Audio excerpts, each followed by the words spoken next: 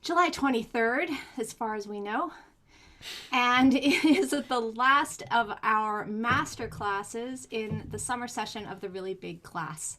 We have one more meeting next week on July 30th, which is going to be a studio party with performances and stories and introductions and maybe even a quiz if I can get my act together.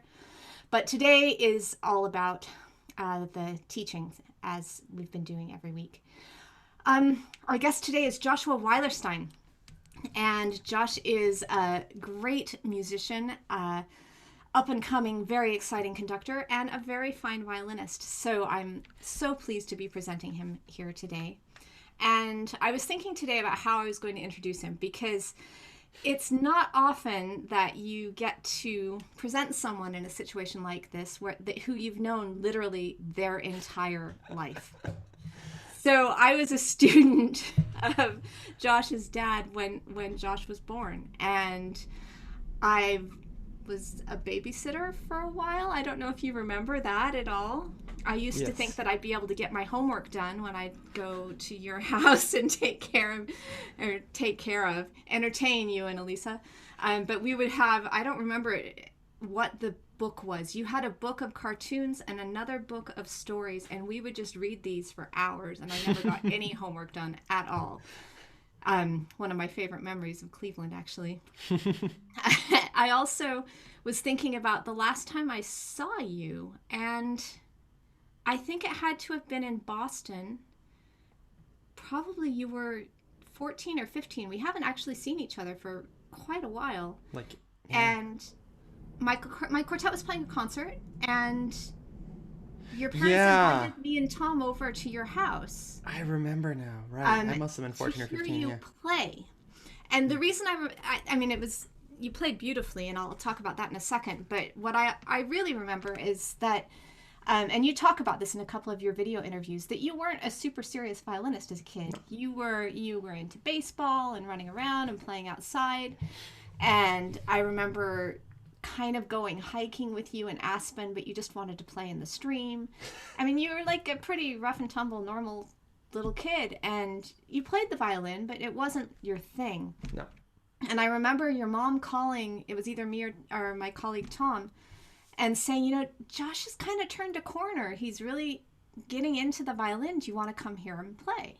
So we came over to your house, and you played a movement of a Brahms sonata, and it was just like suddenly you were a violinist. It was just, it wasn't sudden. Obviously, you'd been absorbing and learning, and obviously had worked very hard.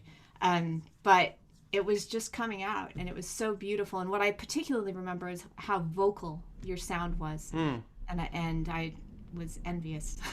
Really, really gorgeous sound. So I think that was the last time we were in the same room, which is really funny because now we both live in London. Exactly. And still haven't seen each other, and now can't see each other, really. So. And we're about as far apart as one can be and still be in London. Exactly. On opposite ends of the city. So I'm just really thrilled that you agreed to be a part of this class. I'm really excited for these musicians to hear, these really fine violinists to hear what you have to say, to get the point of view of a conductor on this repertoire is invaluable for all of us. So that's all I'm going to say. I think we should get to the music. Our first performer is Ellie. She's playing the exposition of Mozart G Major Concerto, and we will share her video and just get into it. Great.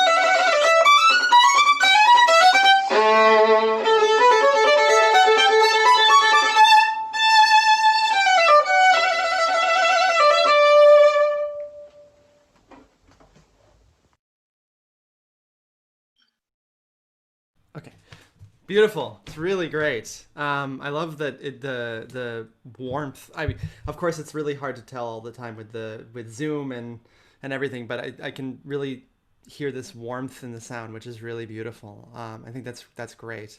I had a couple of thoughts. I wonder actually though if you could just play a little bit again, just from the start.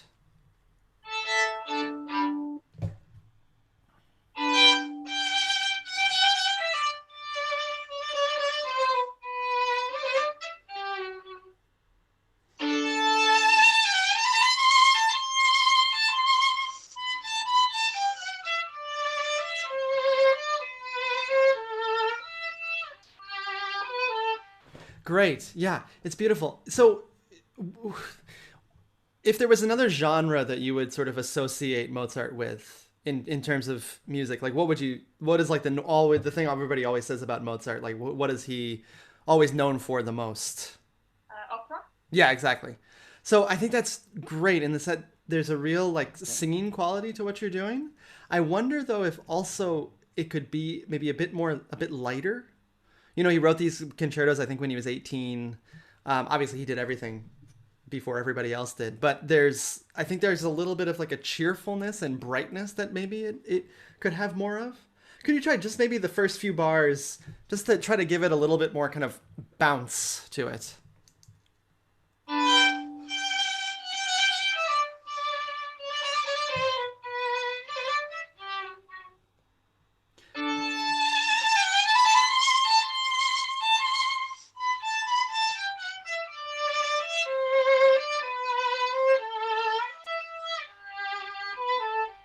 Yeah, I was thinking, it's obviously there's like 1,000 debates over like stylistic things, so I don't want to mess around too much with how you think of it. I was thinking maybe it sounds a little bit, and again, it could be just the sound quality, but a little bit like the second note is very sustained. Yum da da da da da da da dum bum.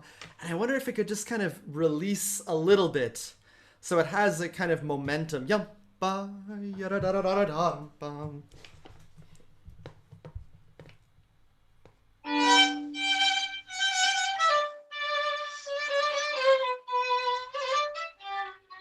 Yeah, that's beautiful. Sorry, go ahead. Keep going.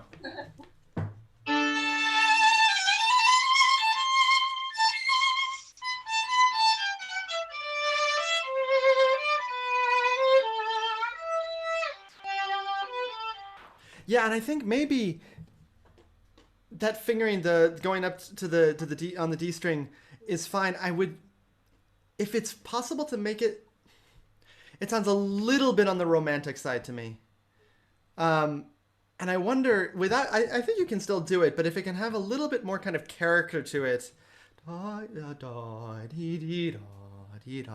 instead it sounds a little bit like the shift is the thing rather than the line is the thing, if you know what I mean. Could you try maybe just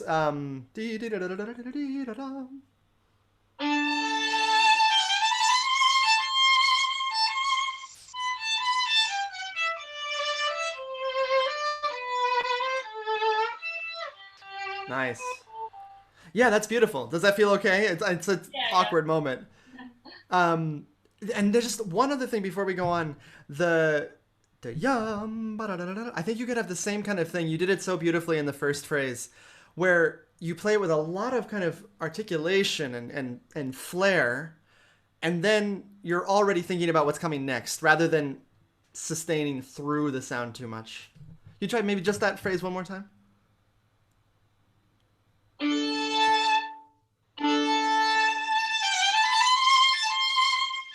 Yeah, sorry. It's a little bit that you. And by the way, if I don't make sense, just tell me. um, you can have let the bow go maybe a little bit more. So it's there's a sweep to the C natural.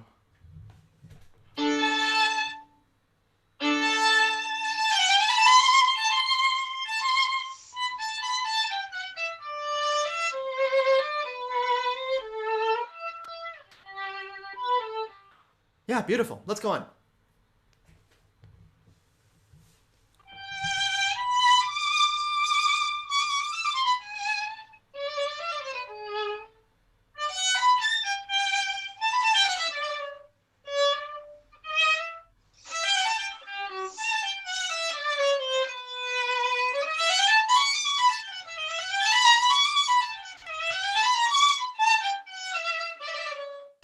Yeah, it's very nice. I think maybe you could explore more variety of character in that kind of passage. I mean, you could think of the first bar, the little arpeggio, as very singing, and then something very playful. Maybe you could just play the very first part of that again.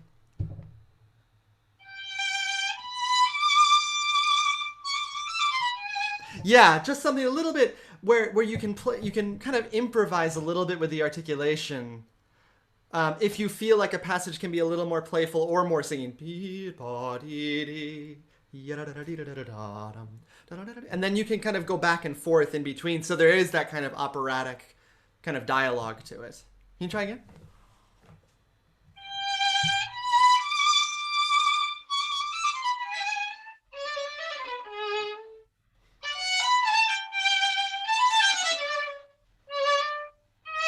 Yeah, and if you had to describe the character yourself of the next, what would you say it is? Uh, more playful, I guess, as well. Mm-hmm. Well, try it. Actually, just let's experiment with it. Try it both ways. Try it once very playfully.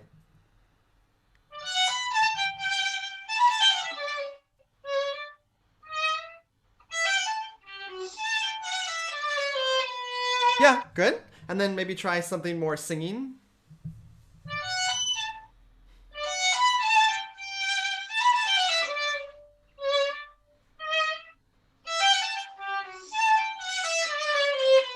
Yeah, I think one thing that can be kind of fun with Mozart is to sort of, because there's so many options, because he gives you so little like information, is you can really try to, you can say, all right, I'll try this like a big soprano now, or I'll try this this passage like a kind of cherubino, playful kind of comic character. And especially with this concerto, which is more, I think, more youthful than like the later two, or I guess they're all written at the same time, the fourth and fifth. That I think you can have a little bit more fun with that, basically. Which one did you prefer? Maybe the first one. Mm-hmm. Later. Yeah, I think so. I think you can, again, like, there can be little nuances. I mean, this is totally my own taste, but I think you can have almost a back and forth, and you can do it differently every single time too. Like tomorrow, if we were doing this class, I might think of it differently. You want to try again? Just try, maybe, actually, sorry, try from the beginning again, and anything that you did the first time, maybe try another way. If you played it singing the first time, maybe a little more playful, and vice versa.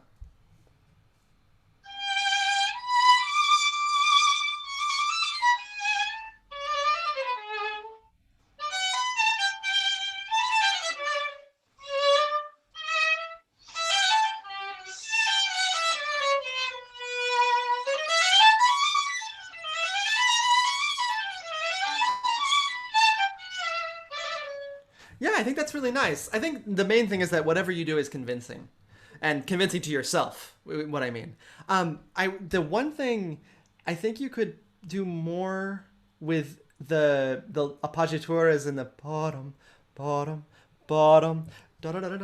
All I was watching this class with Ivan Fischer, a conducting class, and he talked about with Mozart, sort of always looking for the most interesting intervals and the most interesting harmonies. And then sort of, you don't have to make a big thing of it, but sort of bringing them out in a nice way. Maybe let's go on because we don't have so much time.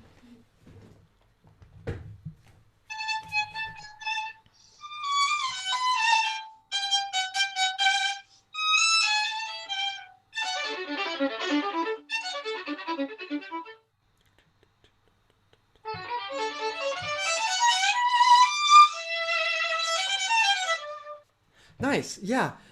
Maybe you could you try the chain of thirds and really make a phrase all the way. So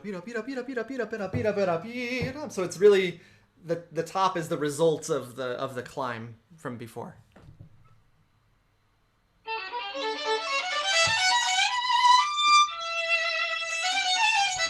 Yeah, I get a little bit the sense that it's two separate ideas that you're building and then you arrive. So maybe try to make one shape.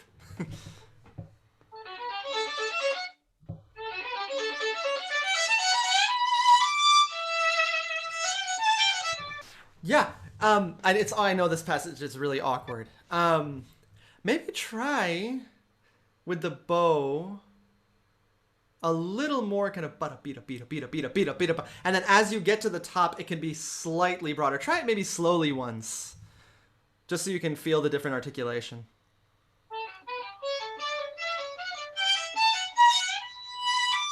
Yeah, so you like use the last one, try that again slowly, so you really feel that arrival.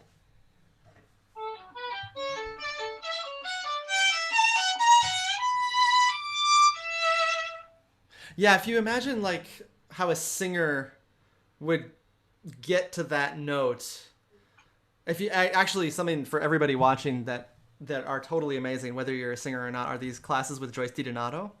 They're all on YouTube, and she did dozens of them it's a Carnegie Hall series, and she talks so much about like how singers have to breathe and use their whole bodies to make the sound, and it's extraordinary what she talks about. And that's a passage I can imagine her saying, like how to use the breath to kind of get yourself there. So maybe try in tempo and really use those last two notes to get you to the top.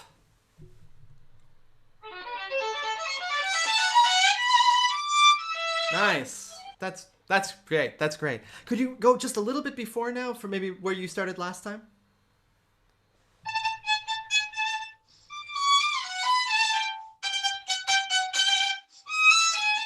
Yeah, sorry, great. This is probably a more playful section, yeah? I mean, this is maybe a silly question. If there's another instrument you could imagine that being, what would it be? Maybe like flutes or oboes. Yeah, I was thinking more like a trumpet, a little bit more like a fanfare, ba-ba-ba-ba-ba-ba-bum. But a wind instrument of any kind I think can work. So the second one, ba-da-dum-bum-bum-bum-bum, it felt maybe a little bit heavy and a little bit serious. So I think again it can have a little bit more of a smile to it in the sound. So just a little bit lighter generally.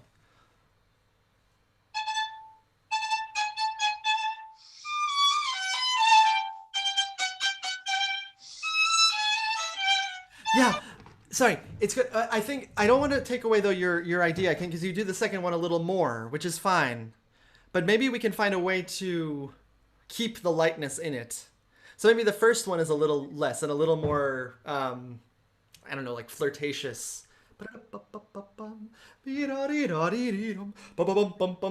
can have totally two different sounds as long as it stays kind of, basically that it doesn't get kind of heavy into the ground, I think.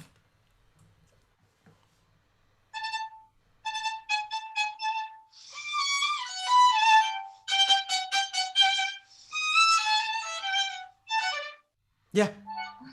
Sorry, it's hard. Keep going, keep going. That was good. That was good.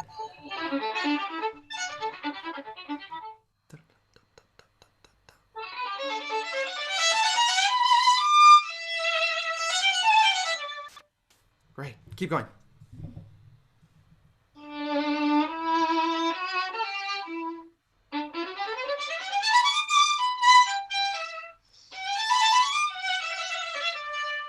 Yeah, I think, it's so rare for him to do something on the G string like that. I think it could have a different character. Do you have a character in mind for that? Yeah, I think it's heavier, but then it also says dolce, so I get a bit confused.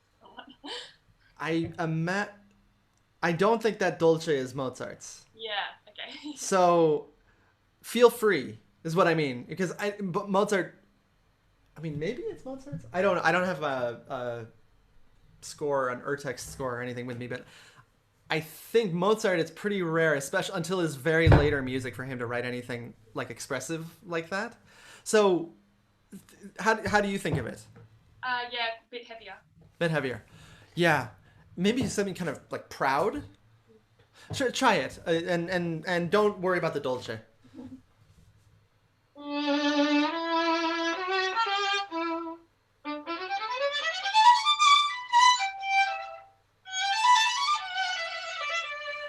Yeah. What do you think? Tell me if this question makes sense. What do you think is the result? Where's the high point of those bum bum bum bum bum? Maybe the F sharp. Da dee bum be dum bum. Yeah, I agree. So show that in the way you play it.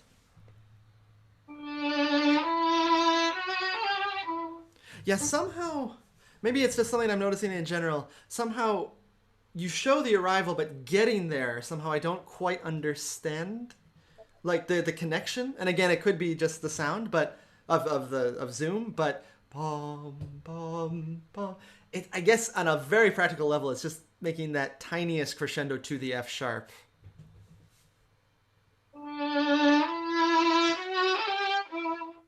Yeah, and then maybe try. Oh, Cecily's telling me there's no Dolce in the Henley score, so that's great. So don't worry about it. Try it another way, in a totally different character. Think about it for a second, and then try something else.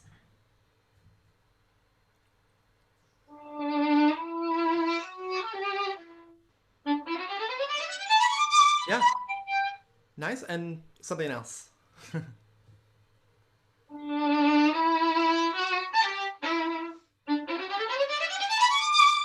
Yeah, maybe, and then try. How about um, a little bit more kind of trying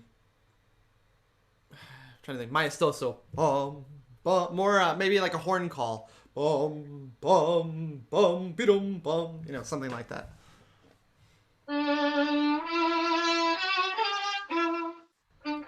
Yeah, but the point is that there's so many options, and I think take every passage and feel that freedom to really experiment. And maybe let's go on because I think we have like 2 minutes left.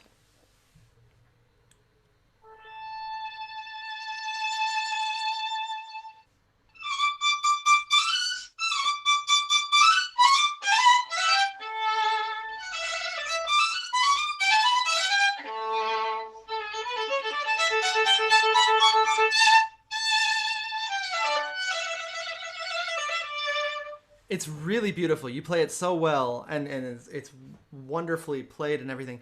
I just missed that sense of joy in it a little bit. I mean, that's like Papageno, right, from the Magic Flute, Yeah. that he's previewing.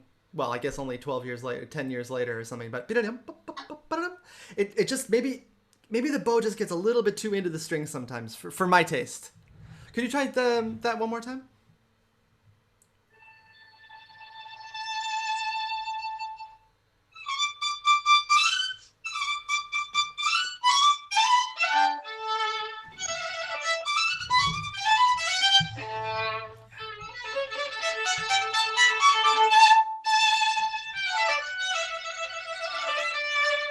Yeah, I think it's one of the hardest things to do with Mozart.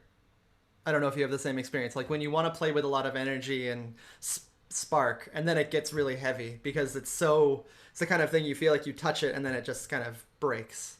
So it's hard to find that. I'm trying to think physically if there's any way. Maybe when the just maybe a little bit lighter with the right hand, and so that I think you will project a big sound anyway, and just think of it a little more like you're painting it, like with the bow distribution a little bit more. Try one last time.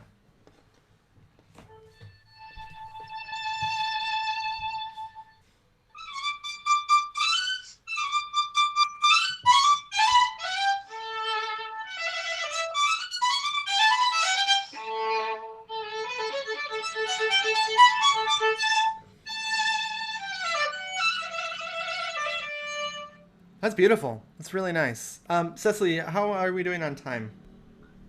I think this would probably be a good point to move on. Okay, great. Well, bravo, Ellie. It sounds really beautiful. Thank you very much. Yeah, thank you. It's wonderful. And it's really great when you tell a conductor how much time they have. You just go right there to that amount of time. You tell I'm a well quartet trained. musician how much time they have, and they go 4 hours over. No, Yeah, it's well, great. my American conductor training was very time Thank you, management Ellie. That's oriented. beautiful playing. Next up, we have Jiddu. Jiddu is a student at Carnegie Mellon with Anders Cardenas. He's in Miami, and he's got some Bruch concerto. The slow movement. I was so pleased when you said you were going to play that movement because I think it's beautiful. Right. So we are going to cut it because it's a little bit long. Yeah. But here you go. Here's his video.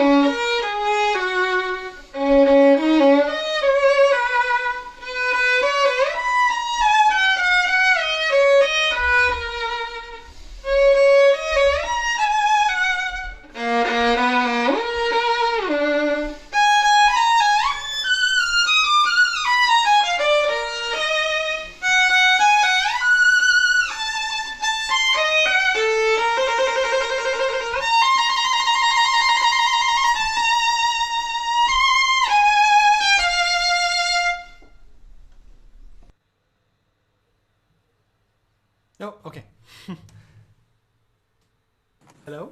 Hello. Oh, hey. Bravo. Beautiful. Really, really great. So much like sincerity in it, which is just really gorgeous. Give me Thank you. 1 second. My violin is two inches away from me. Just give me 2 seconds. Yeah.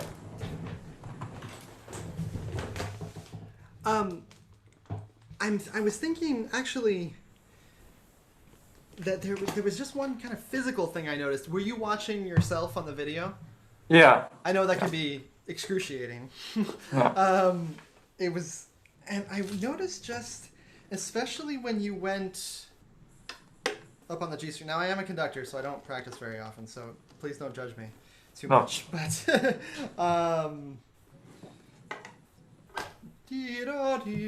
on the G string.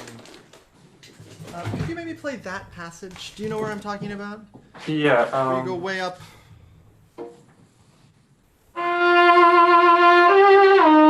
Yeah.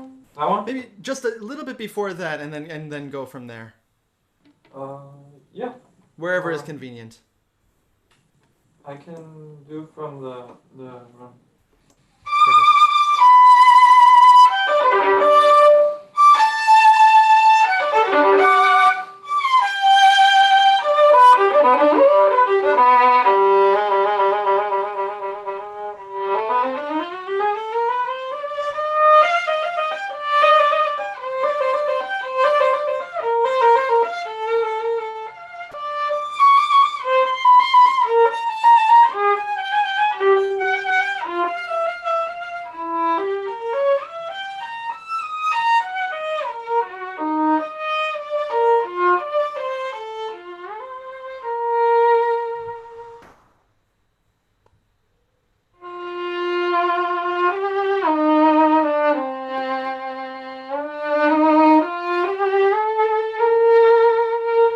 Yeah, good.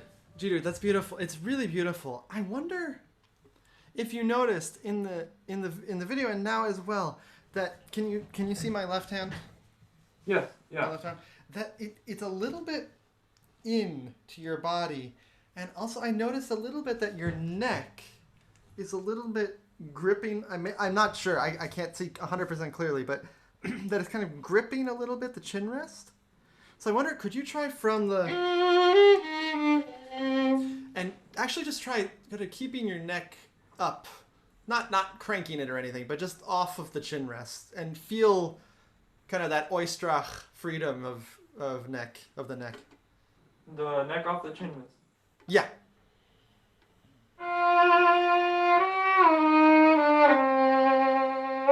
So, do you feel like it's not so supported anymore, the violin?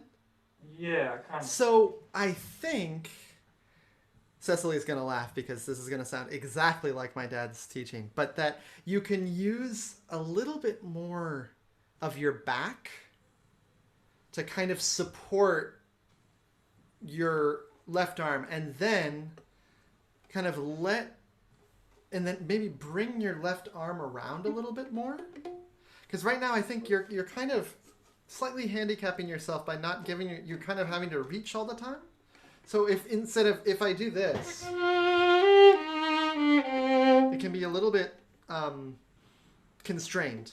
But if you kind of open your whole body up and use your back and bring your arm around, you can make a lot more sound and kind of open it up. Can you try? Yeah.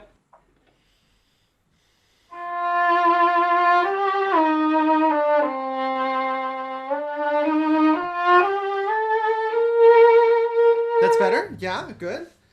Try to feel like your left hand, the vibrato, is not coming from your hand or from your forearm, but actually like your back, your muscles in your back are leading the vibrato.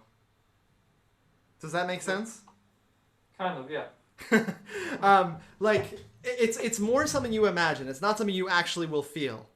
But if you let me try to think. Like if you were, what sports do you like to play, if any? I dabble in soccer a little. Okay, so if you were gonna kick a soccer ball, and you just ran up to it and kicked it with only the power of like your ankle, it wouldn't get very far, right? But if you ran up to it and used your whole leg and your hips and your back, it could, you could really kick it very far. So it's the same kind of concept. So you're using your whole upper body in order to open up the sound.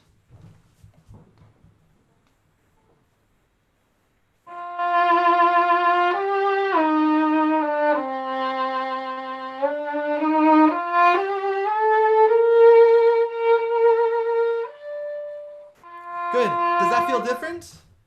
Yeah. Yeah, and try again, try not to grip with the neck. So I think the problem is that when you don't, you feel a little bit left alone. Yeah.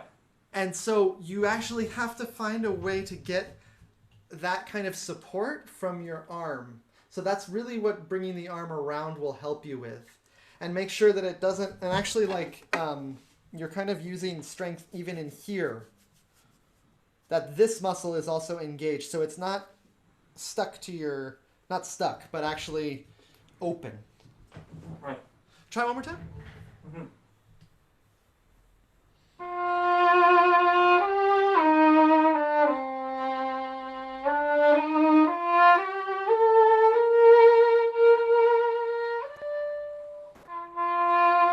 Good. And maybe let's go back a little bit to where you started. Because I think it's the same kind of thing can help. Okay.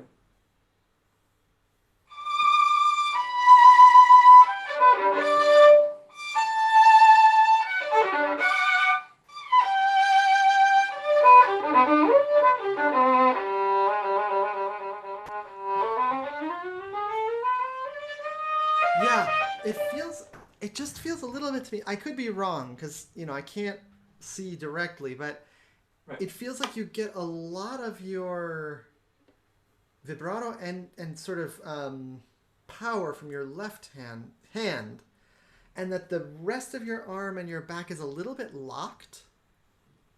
And I think that you could actually get a lot more sound.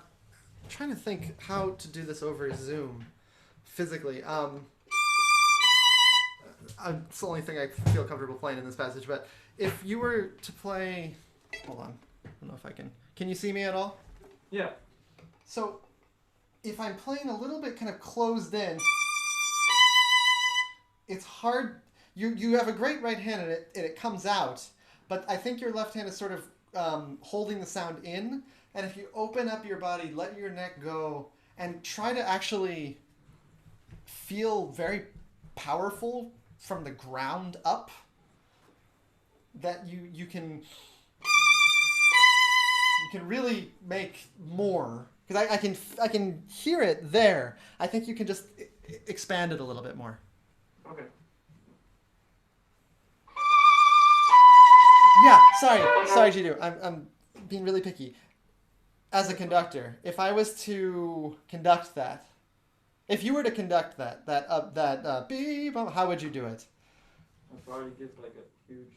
Oh. Yeah, exactly. Yeah. So, even in your right hand and in your whole body, instead of be-dum, dee-dum, let it go a little bit.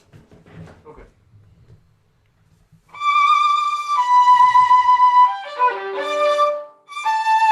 Yeah, and even there, it's still very, instead of letting the bow off the string. And I know you have something before the dee-do, dee-do, dee-dum, but imagine you don't, and you literally follow through with your right hand.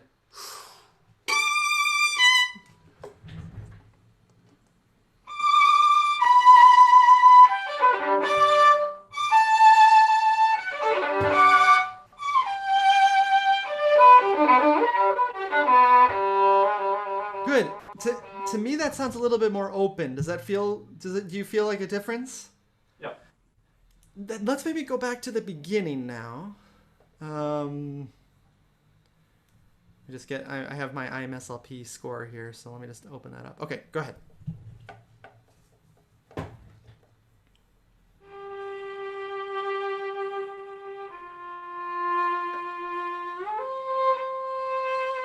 Yeah, sorry, that's good. This is a place where if you do the shift less with your hand, because it gets a little bit locked in, you actually let your left, like your muscles underneath here, lead it. So it actually, I'll try to, show you. So you see how it kind of guides you?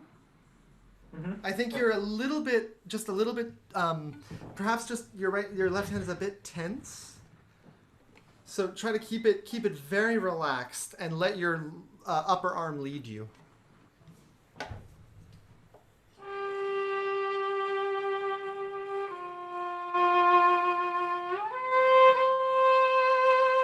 Good. Sorry. Try that shift, and be completely relaxed with your hand, and let the upper arm lead the shift up.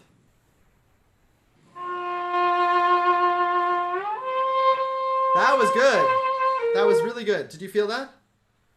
Yeah. And now expand on that, and now try to let it feel like your upper back and back of your shoulder is leading the shift.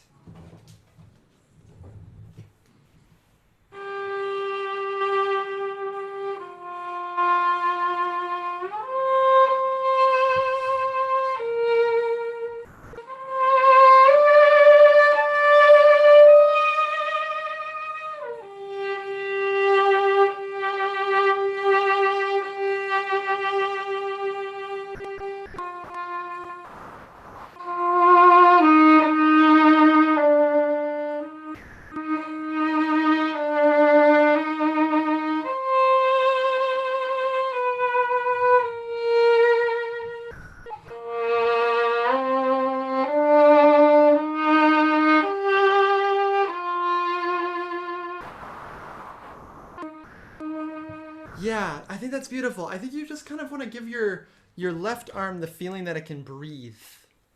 And of course, that's not real. Like, your left arm doesn't breathe. But I think to have it feel like that. Cecily, I just wanted to ask you, you're such an, obviously an expert. I wonder, does it seem to you a little bit like the violin could be slightly higher?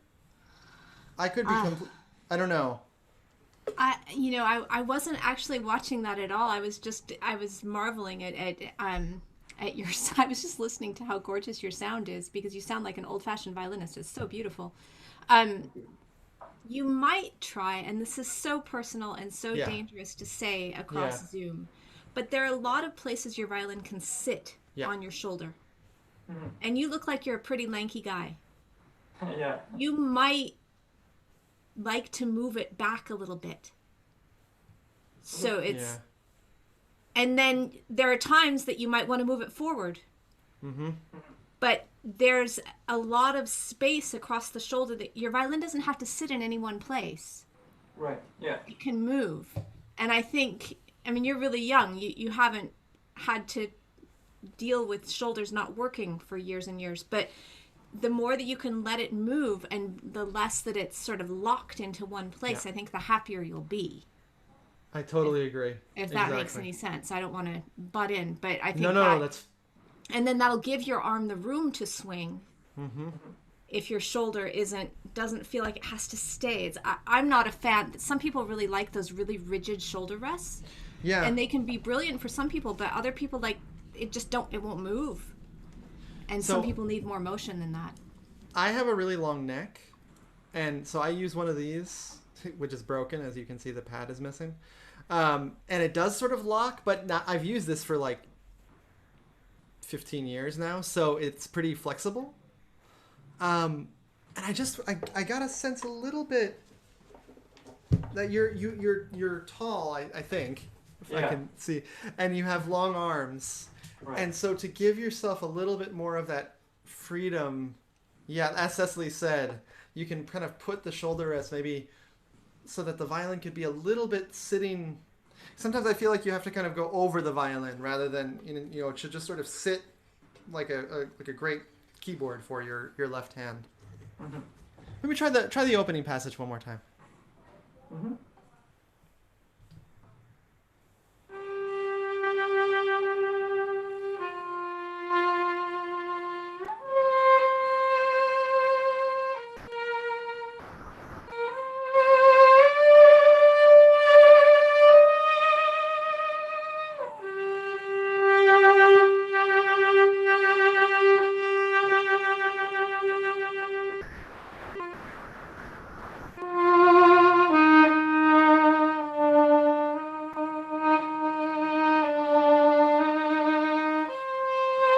Yeah, beautiful. Dude, I was curious, who's your favorite violinist? Or one of your favorites? Um, Gil Shohan, Michael Rabin. Yeah. Yeah. It's, I can hear that, and I think maybe there's something, I can tell you're going for this kind of like juicy sound. Yeah. Very warm Yeah. and and I think I it's tempting to kind of think you can get it by really putting pressure on the left hand and getting that vibrato from like your fingers.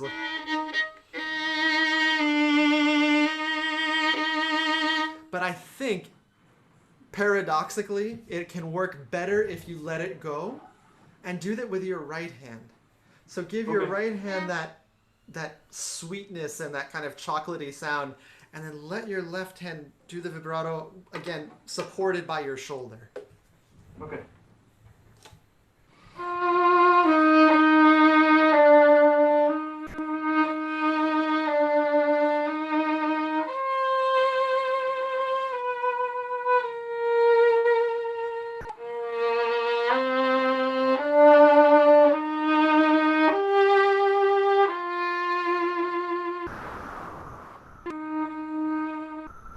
Yeah, you know, I think you have a gorgeous sound, and you can sort of let it happen more.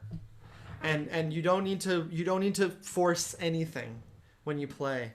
Maybe could we if we have like 2 minutes, could we go back to the passage of yum ba da yum da da, and could you have that same feeling that you're not forcing at all, and you're just sort of this big grand idea to it.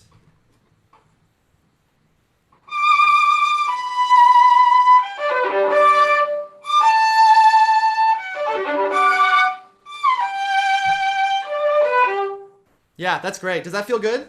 Yeah. Yeah, I think trusting that you have a great sound and you don't ever need to press down anywhere, and you're always open and supportive.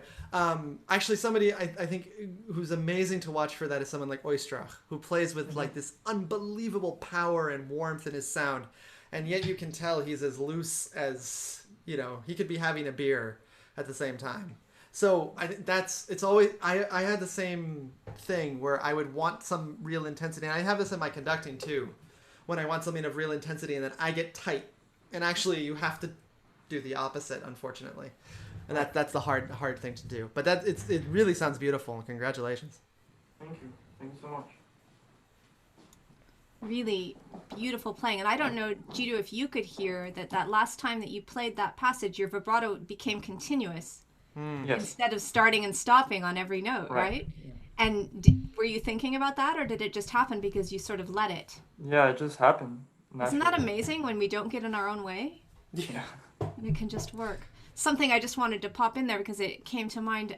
Elizabeth Kufrath taught a wonderful class a few weeks ago, and she talked about having an air cushion underneath the finger as you're vibrating, that you feel like you actually have just like this little cushion of air. Something I've been thinking about a lot lately, and it's really helpful in that same way because then you don't press down because you've got a little air bubble underneath. But really gorgeous playing. Such there's a lot of vulnerability and sort of fragility in your sound, which is really beautiful, even over Zoom. So, bravo. Thank you. We are going to completely switch gears from the concerto repertoire to the orchestral excerpt world. And we have 4 very fine violinists with 4 classic excerpts for us. We've got a Prokofiev classical symphony, Which I will not demonstrate any of. Brahms 4, Then actually, we'll see if we have time for both of them, but some Mahler 9 and their second violin excerpts. Rūta said these are coming up a lot lately, and she's very eager to play certainly the first movement, if not both of them. And then we have, what's our final one? Hofner Symphony. And on a bright note.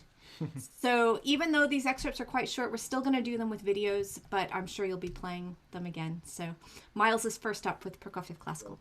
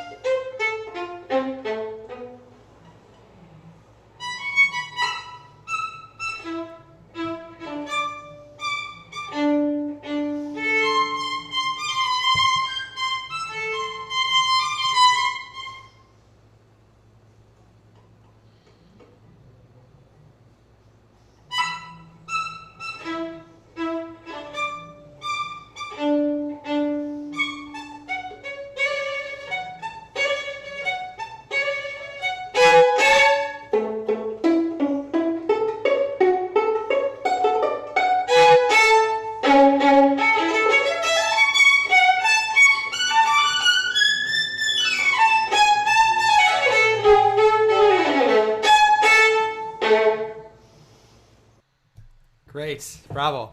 For those of you watching, this is one of the nastiest excerpts in the world, and you play it great, and the intonation is spectacularly good, and it's one of those unfortunate ones that doesn't sound as hard as it is.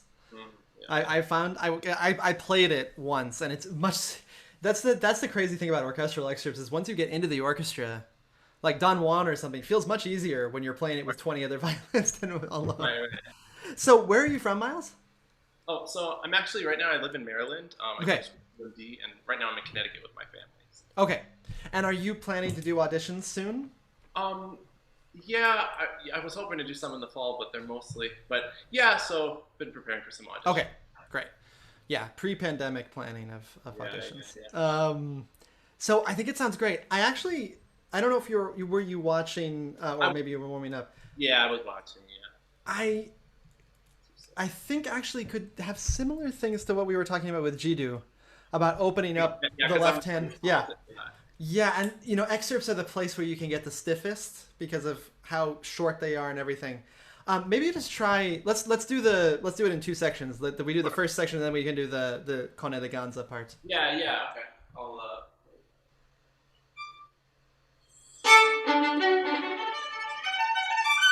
Let me just try that again. Sure. A little more relaxed.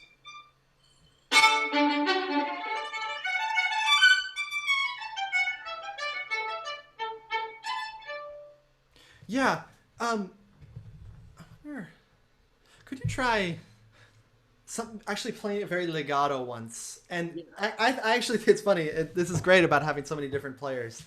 I think maybe for you, it's more like your right shoulder. It gets a little locked. So maybe just try.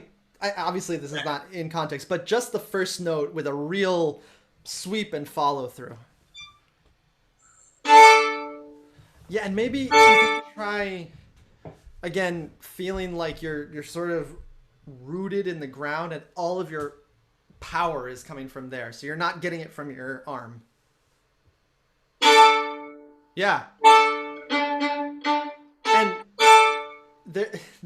I saw a performance of Cavacos where he did the Brahms Violin Concerto, and I'll never forget it. In the before he comes in, he started lifting his bow like a swordsman, and he was like, and I could feel it in the audience. We were all just sort of boom, and it was like a bomb went off. And I think you could think of it a little bit the same way. Do an exaggerated motion once, just so you feel it.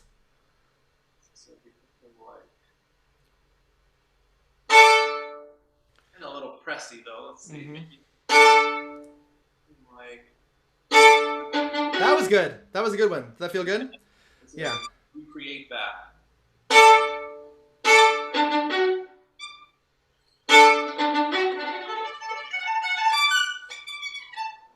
But yeah, that was good. Yeah. You have the space, and you can kind of give yourself that freedom.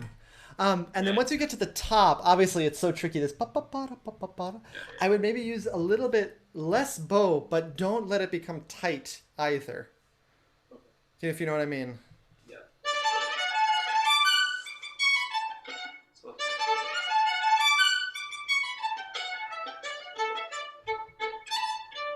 That's nice. Yeah.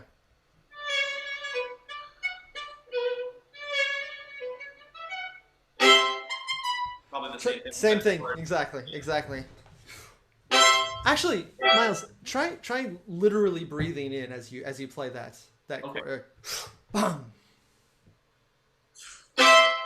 Yeah. And breathe not like from your throat, like breathe like deep from like your core. Okay. Like, for example, I notice a huge difference when I conduct between if I give a breath. So for the beginning of this, if I breathe like this, there's a different sound for boom, beam. You know, it depends on what sound you want. Right. But I think for our purposes right now, to just try to open it up, try a deep breath. Let's see if I can try. I still pressy. Maybe put the violin down for just a moment, like, Okay.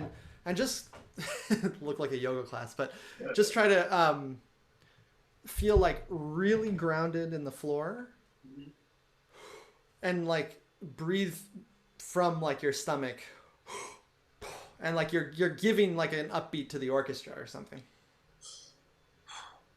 And then like. Yeah, that's it. Yeah, see what I mean? Yeah. Breath. Mm-hmm. But when you play.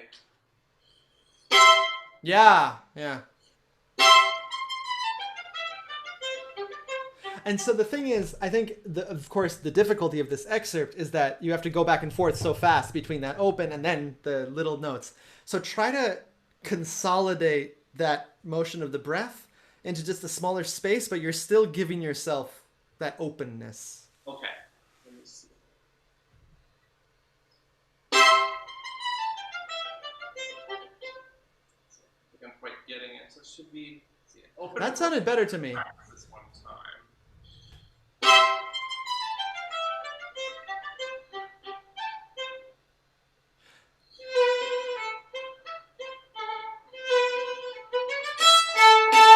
Okay, great.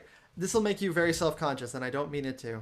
That's okay. Every note, every eighth bum, your neck tenses a little bit. I can see the muscles in your neck actually tensing up for each eighth note. Same as with Jiddu. Try to just let your neck go and trust that you have it. You play it great. So trust that you have it in your hands and in your body, and don't allow your neck to do it for you in a way. Let me see. I'll try the.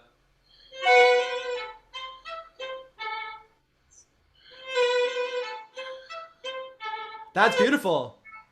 Did you actually hear the it's not just lucid, not just more relaxed physically. It had a better sound. It sounds a little more open. Yeah. Maybe I'll try it again.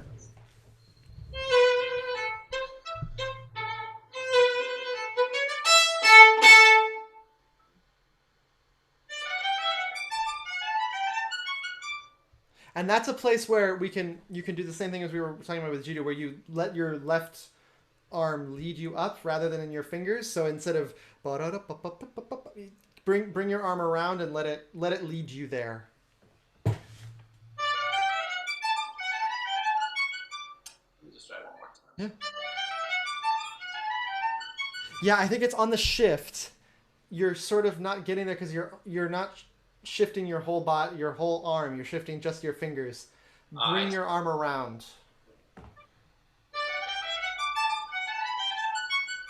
Yeah, does that feel good? Yeah, that feels a lot better. Yeah. Great, let's go on.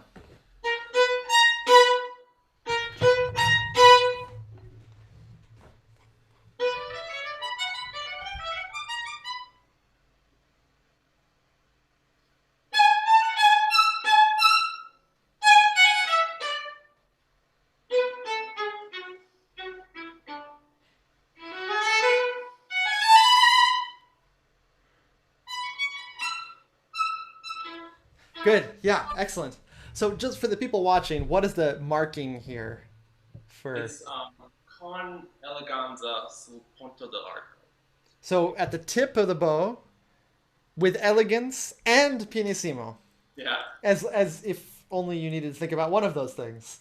So it's tricky. I found... I wish that this was my idea. This was a friend of mine who compared this passage to an elephant trying to dance ballet. And I think it actually helped me play it better. Because rather than thinking about the string crossings and everything, if you actually have the image of it, it can help. So just try thinking you're trying to be very elegant, but you're not a very elegant animal, let's say. Okay.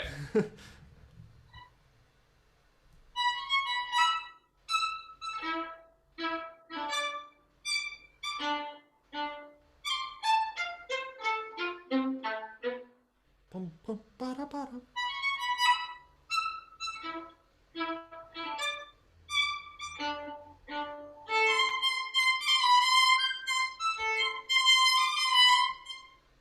Yeah, Cecily was asking, and I was thinking the same thing. You can play that across to the G string, right? Or Yeah, maybe I should do that. Yeah, I've experimented. Yeah, I think and then I think it's funnier for an audition. I don't know. I mean, maybe have both in your back pocket. it might be safer too to like just be on the. Yeah, I found it safer. Yingchen says she does it on the D string, but when I played it, I found it more natural. It's obviously a bigger string crossing, but more natural left hand to not have to shift all the time. Yeah, maybe I'll do that. Try again on especially the higher. Maybe in the bow to just let it go a little bit so it has that eleganza. Okay.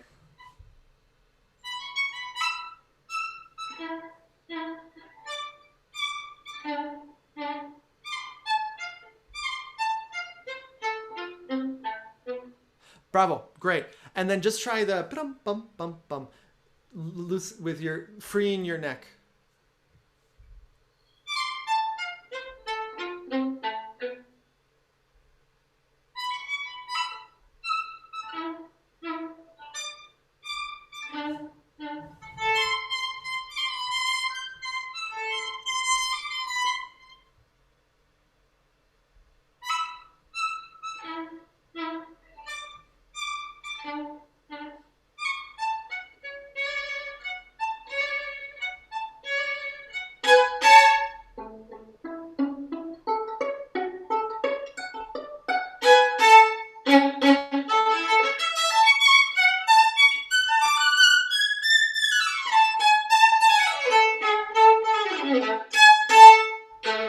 It's really excellent, Myles. Just that final bum, bring your arm around. Help yourself with that. Try just from the fortissimo, the C sharps. Yeah.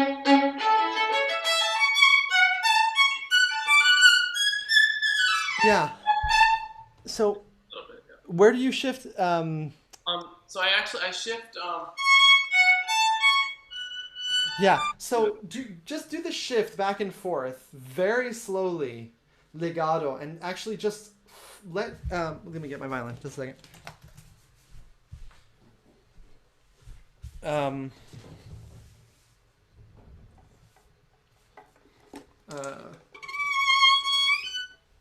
sorry. Yeah. Oh, sorry, you can't see me.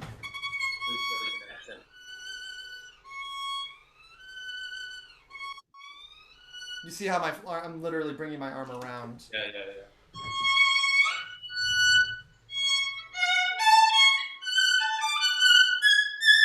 Yeah, just try going between the two notes. Okay. Very slowly.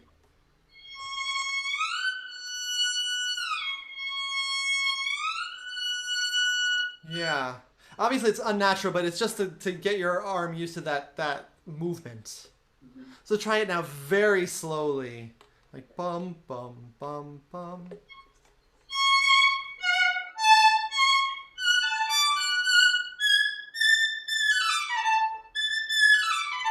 Yeah, good. Maybe a tiny bit faster?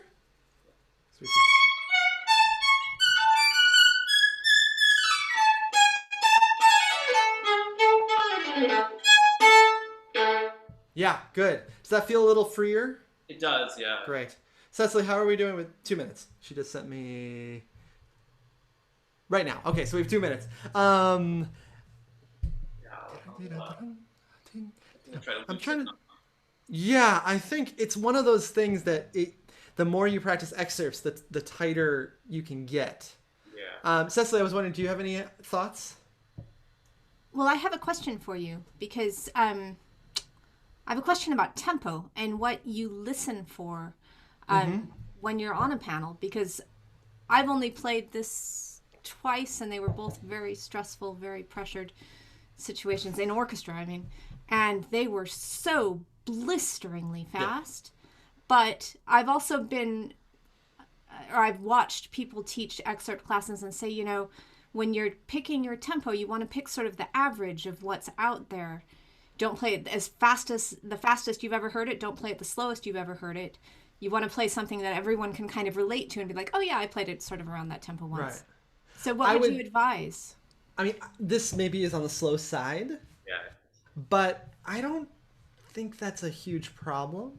I think it's the kind of thing that you should be ready to play it faster. Yeah. If someone says, could you try that again a little bit faster? Mm-hmm. But I think as long as you're in the general area of acceptable, it's fine. Okay. The worst for me as a conductor is when I can tell someone has like never heard the symphony or the piece before in their life, and they're just like, I heard a violinist come and play Brahms 3 once.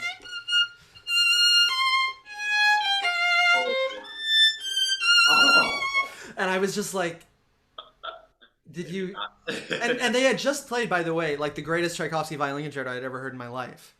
And immediately they were eliminated because obviously they played Brahms 3 in the wrong key.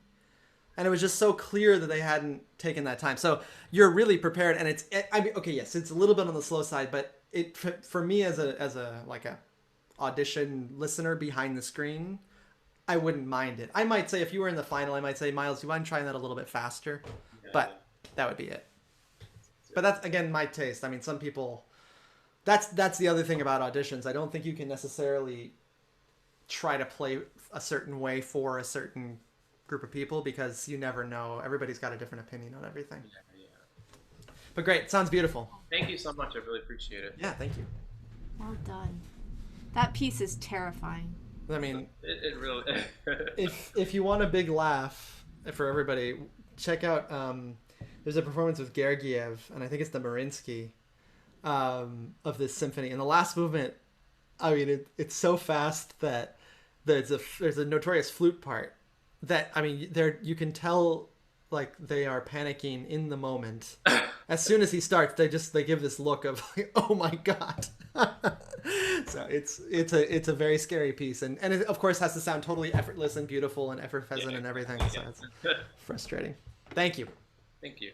I'll tell a funny story of the time that as I've just sort of joined the freelance scene here after never playing in an orchestra at all, and I was invited to go on a tour with a very fine chamber orchestra, and the concert was at the Concerto, my first time to play there. And both the conductor and the leader missed the flight, so there was no dress rehearsal for the concert. And Concerto is a hard acoustic to play in too. Basically, I mean, the rest of the orchestra had played classical symphony a million times, but I hadn't played it since graduate school. And yeah, on the stage at the Concerto, basically, I mean, I practiced it because I wanted to really enjoy playing it. But yeah, reading that excerpt, yeah, it was great. On live radio, I was very, very happy to be the last desk first in that situation. We are going to move to some Brahms. I think that's next. Yingchen's next with some Brahms. Great. This is something I can play.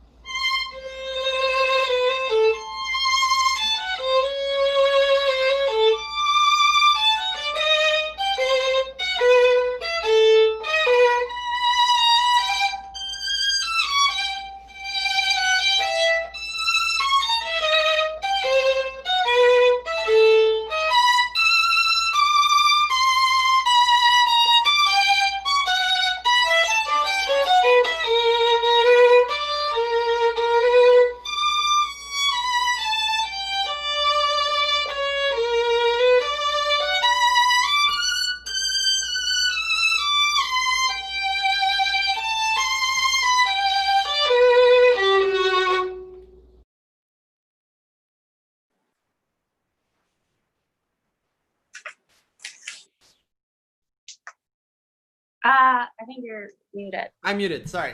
Here. Yes. Bravo. Really gorgeous. Really beautiful and a great sound. Obviously, even through Zoom, it's a beautiful sound. Where are you right now located? Boston. In Boston. Oh, great. Yeah. That's my hometown. Yeah. And are you preparing for future auditions at the moment? Yes. Okay, great. Just want to orient myself. So one thing, and this is not really that relevant, but it's like I feel like it's my duty to always share this about this piece, is that Brahms originally wrote a four-measure introduction to this symphony. And it was just two chords.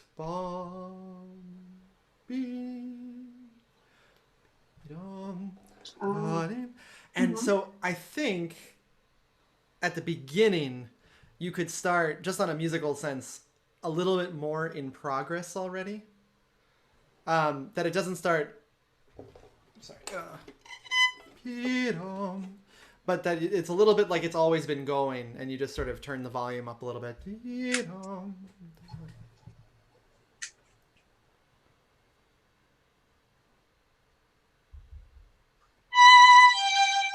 Yeah, I think actually a little bit less, maybe it might have been a Zoom thing. It sounded a little bit like an accent. That it's more of a breath, more of like a sigh rather than an accent.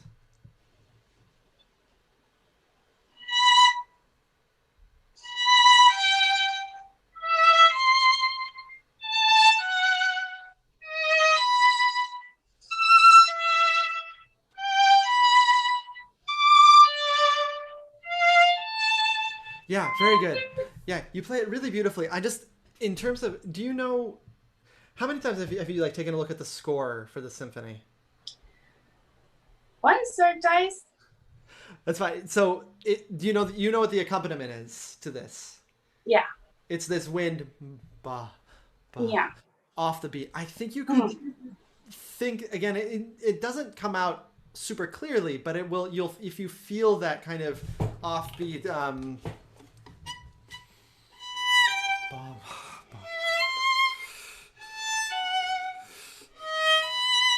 So that it's not too four steady. separated. Yeah, not four separated lines, but one Yeah. Okay. voice.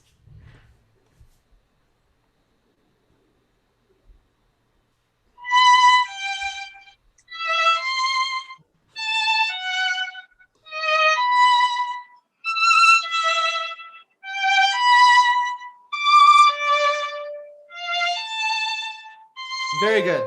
Very good. Just a very small detail I noticed. It sounds a tiny bit like, and I'm not sure if this is.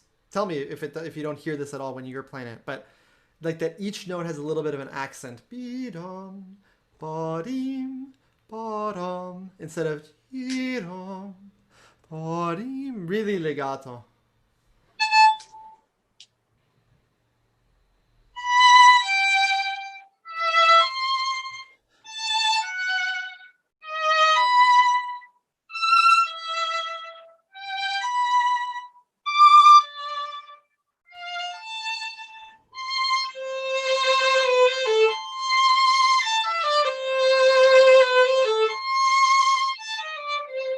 Very good. Just don't forget those little mini hairpins. Yeah. Because of course 27 there are none of those anymore. Measure 27, so it's Yeah. more sustained. It's the kind of thing that it's like a nuance that's really noticeable that you've noticed it. Okay. Try from that the So sorry, just back to the beginning. Yeah. So do you suggest it would be like generally more milder almost? You know, I think of it as a bit anxious right from the start, but that's my own feeling. And, you know, another conductor might want it super calm and sort of mystical at the beginning. So everyone's going to think of it differently. I would play it in a generally acceptable tempo and in the character that you feel it. And if the conductor wants you to change it, or the player in the committee wants you to change it, they'll ask you to. Yeah. But I've never noticed anyone, unless they do something totally crazy, I've never noticed anyone get marked down because they did a musical choice of their own. Okay. All right. Maybe try the beginning again.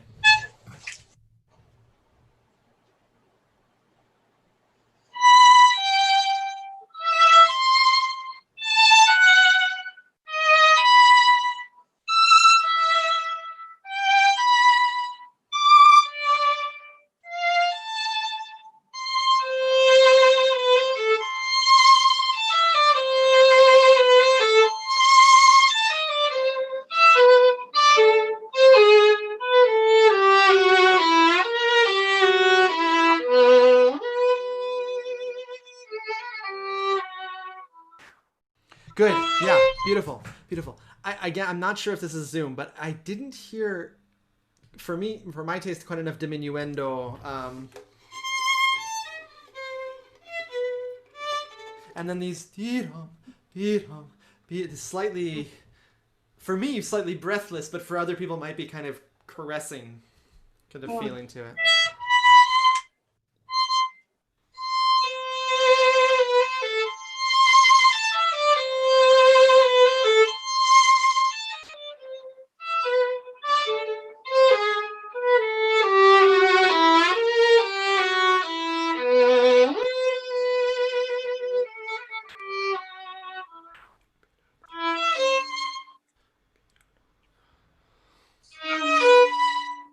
Yeah, Yingchen. Sorry, I think I'm losing a lot of light here. Just give me 1 second. Okay. Shed some light on the situation. I hear beautifully the hairpin going up, but not. I feel like the second note is still a little bit too much. So that it goes away a little bit more, perhaps. Okay. Yeah.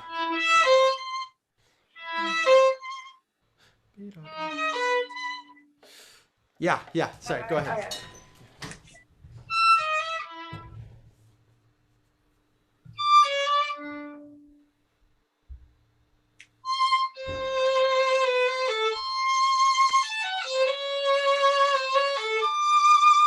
Yeah, good. And then make sure that you don't start the crescendo too early. And also that this note is staccato, right? Doesn't have to be super short, but Yeah. that it's obviously different from the first time you do this. So this kind and it's really sostenuto now because there's none of the hairpins aren't there anymore. So it has So yeah. sorry. No, go ahead. You said this should be shorter? I think a little bit. Okay. Yeah. Um,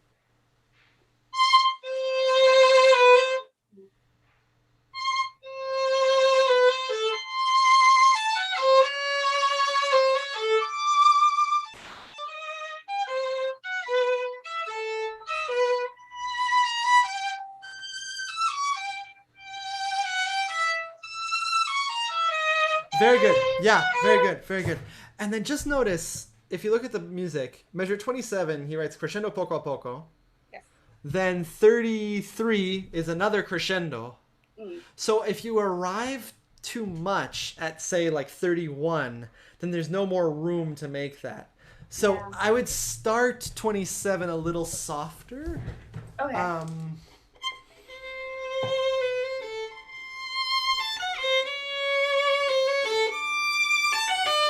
And then maybe there you're only mezzo forte.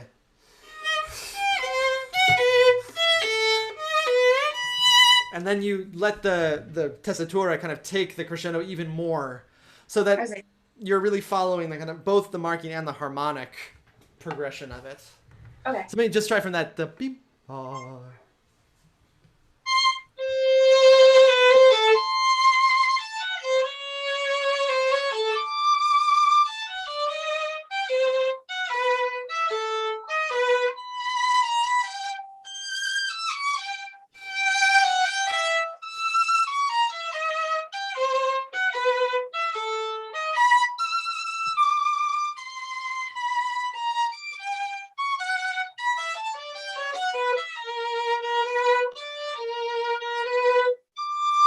Very good. Yeah, very good. Sorry, I missed that there was a question Rūta asked about the dynamics at the beginning. Should the my windows, windy day outside. Should the piano marking be really exaggerated in an audition, quiet in an audition? I don't think necessarily that it needs to be. Also, I don't know why my screen is suddenly. Is my screen purple to everybody? Yeah, you A look like little you're at a bit. disco. I don't really know why that's happening. Okay. Now I lost the camera. Sorry, I'm a little bit of a mess here. This is a brand new camera. I don't think it has to be piano. Very exaggerated. I mean, normally, when I've played this, when I've conducted it, it's more like a kind of healthy piano than something very timid. Cecily, what do you think while I try to fix the camera? I have no idea, except that I think it should be a real sound. I mean, it's especially if you're playing just a few bars of something in an audition, you want to put out a sound that you can listen to. I'll just tell you, I played. We haven't done this one yet, but I've been involved in a Brahms symphony cycle with Mark Elder conducting, and I can tell you he's going to ask us to play this like a whisper, if he follows what he's done with the other symphonies. But like you're saying, like it's up to the what, there's so much room for interpretation. Yeah. And I think I would err actually not to play loudly, but to play with like sort of healthy sound at the beginning might be more what people expect a Brahms sound is. And if you played very softly, like some people might think you don't have a big sound or something, or that you're nervous, or so that would be my guess. Yeah, and as Cecily said, you have so little time to establish what you sound like to a panel. If you start with this, you want to start with a kind of healthy sound. One thing that's in many scores and not in others is that one bar before B, Brahms apparently wrote pesante there. Yes. And that, if you pull back a little bit, that's like a real, like, I know the score move. and that can be good. Not an exaggerated thing, but. And then taking your time, because almost, I mean, again, not every conductor, but many will take time. Yum. Yeah. Yeah. Maybe Okay. try from. Yeah, exactly. Yeah, perfect.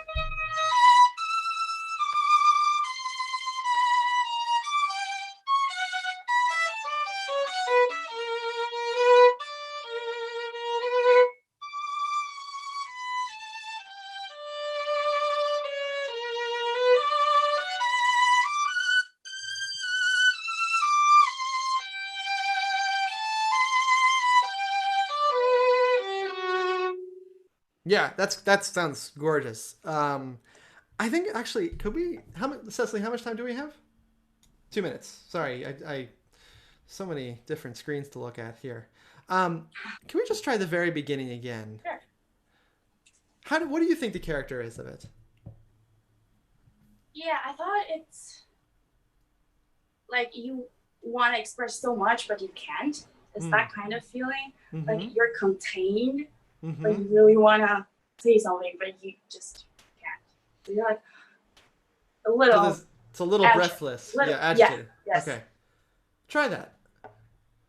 And don't worry that it's an audition. This is now the Brahms second violin concerto.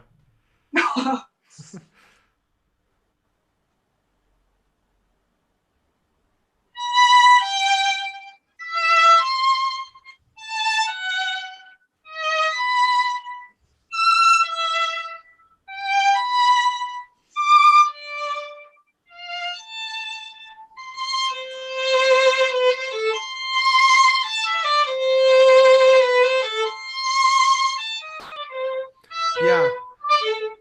For me, that communicates much more emotionally, which I really like.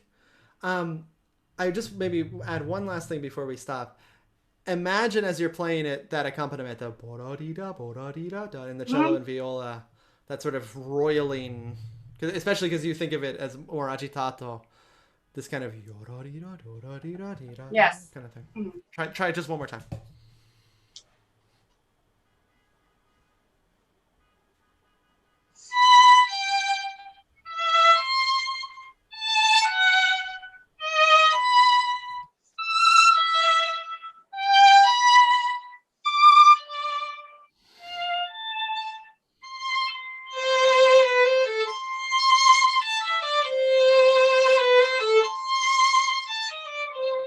Yeah.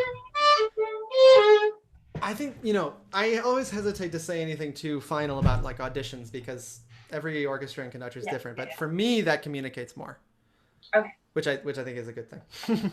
So bravo. Sounds beautiful. Thank you. Oh, one more thing. Do Yeah. you suggest us to prepare to start on A string? Will you guys, because I know. Yeah, I would be able to do it. It's the kind of thing Okay. like have it in your arsenal if necessary. Okay.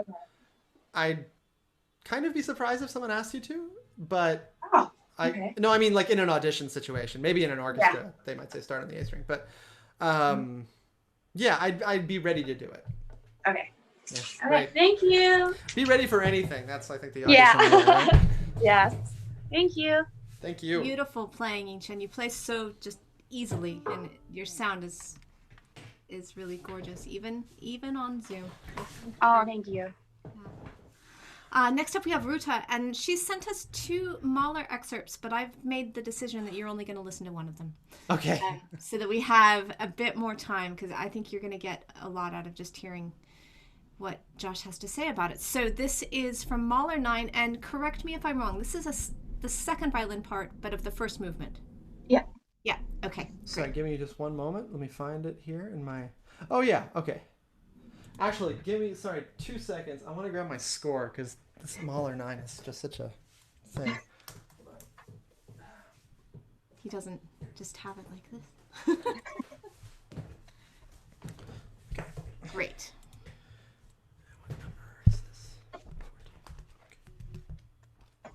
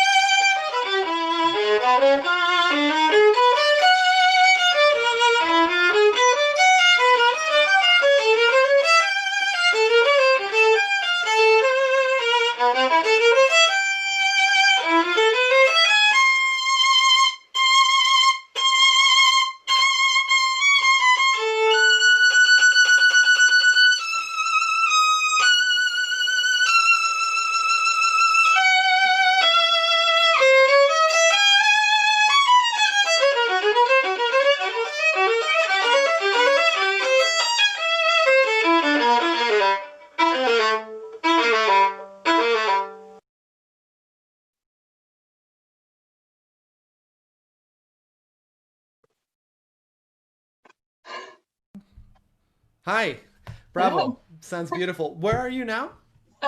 West Midlands. in Okay, England. great. Yeah. Great. Sounds amazing, and obviously one of the. This is a strange excerpt. What do you mind telling me what orchestra this is for? Turku Philharmonic in. Oh, okay, in Finland. Okay. Wow, this is really unusual. I've never heard this as an excerpt before. Not in As Cicely says, accidentals everywhere. Yeah, I mean, for people watching that think this is Mahler, it's very unusual because this is Mahler, like just basically when tonality is about to break down completely. It sounds really great. My issue sometimes with excerpts is that you lose the ability to sort of really do the character of this music, which is just, this is the most passionate and wild moment of the whole piece, really. And maybe you could try, maybe just play the whole excerpt one more time, because you play it great. Technically and everything, it's wonderful. Really exaggerating all of the dynamics as much as possible. Especially the ones that go down.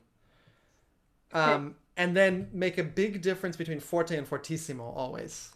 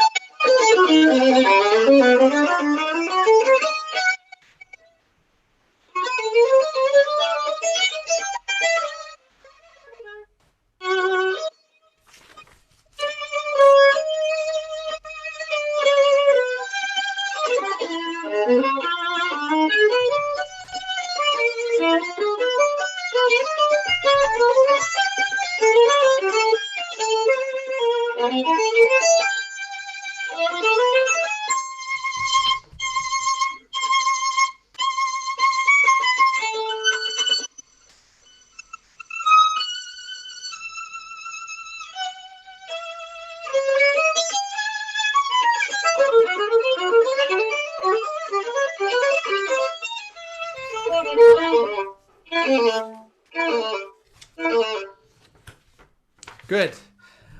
Yeah. I have one question. The pesante, the höchste Kraft, which, is greatest power.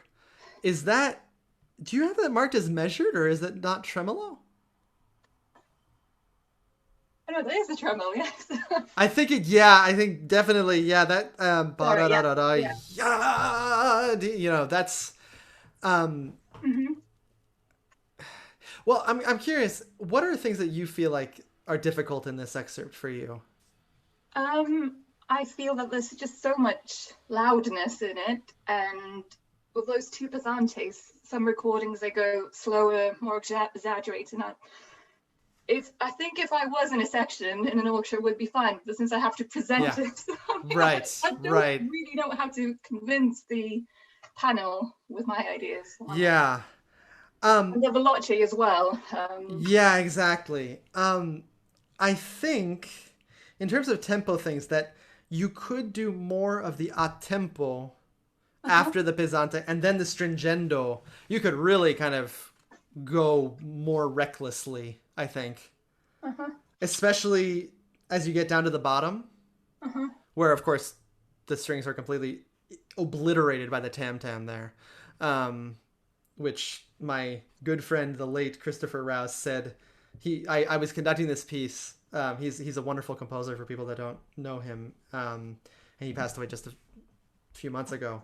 And he said, just make sure that is the loudest gong that has ever existed. It should be like the end of the world.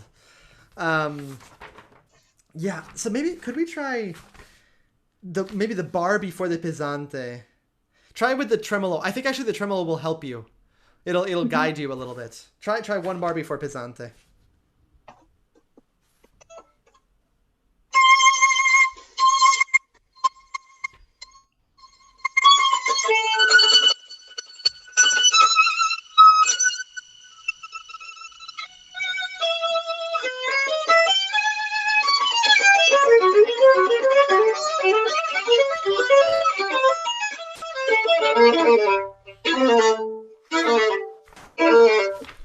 Yeah, that's good. Does that feel okay? Yeah. Yeah.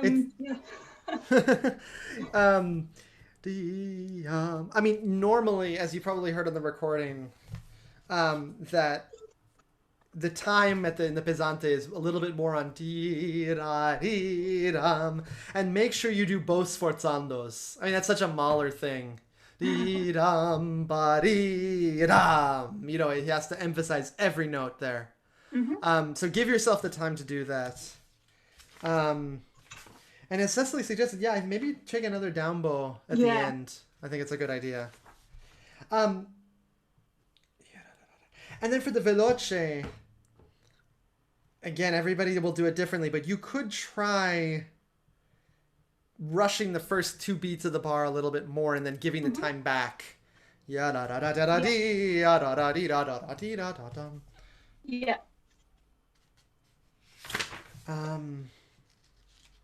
I think your sound is having a little bit of trouble with the mic or with Zoom or something, but maybe could you try the very beginning, which is only forte, and then actually there's, bizarrely, of course, with Mahler, there's a diminuendo to piano, and then he zooms, no pun intended, back to fortissimo. So can you try to make sure that's really clear to the ear, so that it starts a little bit less lots of energy, but starts a little bit less. So, sorry, the third bar should have a diminuendo into that piano, or is it straight cut piano on that bar? I have a diminuendo. Okay.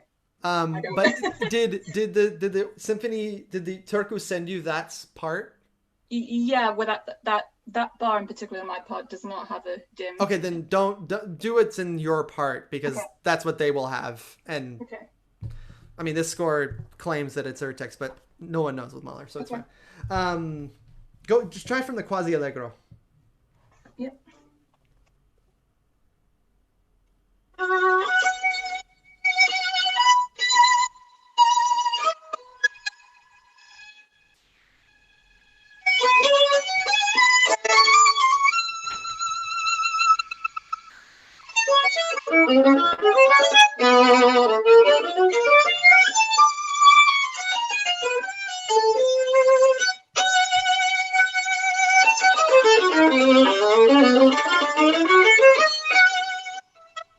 Yeah, good. And then do you have two sforzandos there as well? Yeah. Make sure that the second one comes out. Yeah. I think one thing, you play with a great sound. Don't feel guilty about it being all fortissimo. It's a Bernstein line about this symphony where he said when he was...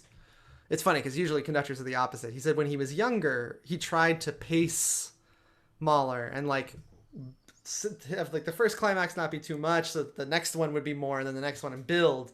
And he said that he found it to be later in his life impossible.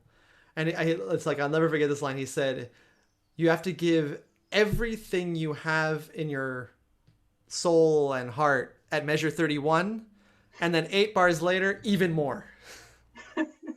And I think that's Mahler. There's a reason it's so emotionally exhausting to play Mahler and to conduct Mahler. So when there's a diminuendo, do you have measure numbers? No, just figures. So where we stopped, the da da. Yeah. 2 bars later, there's a diminuendo, right? Yeah. I would do that all the way to piano. Okay. So you show that you have that, Mm-hmm. and then right back to fortissimo. Obviously with shape and everything, but it's all fortissimo for a reason. It's this sort of catastrophe section of the piece. So, Cecily, what do you think? I think it's time to move on. Oh, okay. I'm so sorry. It's Mahler. You always get stuck in time with Mahler. Rūta, I completely understand why you said you wanted to play, that you needed to play this one. What a bear Yeah. of a thing. So very well done. You play with tremendous commitment and really, really well. Oh, thank Yeah, you. don't worry about it being wild and crazy. That's the point, really, in that section. Okay. The wildness is the point. Bravo. Thank you so much. Yeah, thank you. And from the wildness of that to the joy of the Hofner Symphony. So Oh, nice. I'll go from one kind of excitement to another. A lot of D major something. This is Karolina.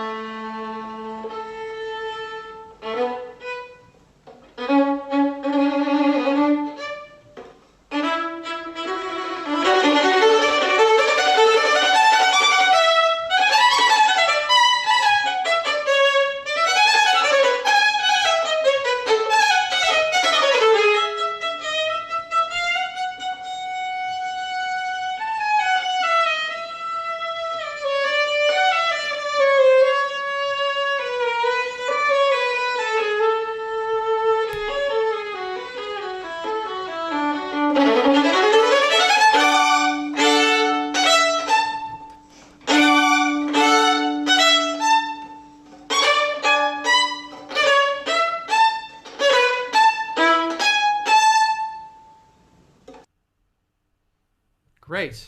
Beautiful.